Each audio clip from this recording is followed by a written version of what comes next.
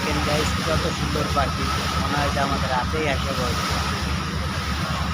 অনেক সুন্দর সুন্দর পাখি, এগুলা মাছ খায়। দেখেন গাইস খুব সুন্দর লাগে দেখতে, লঞ্চ উঠলেই দেখা যায় এই পাখিগুলা।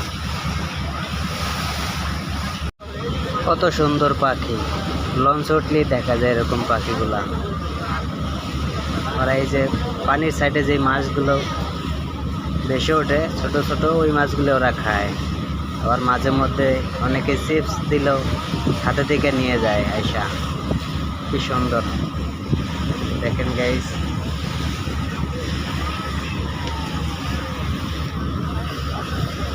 এই যে আপনার সামনের সাইড,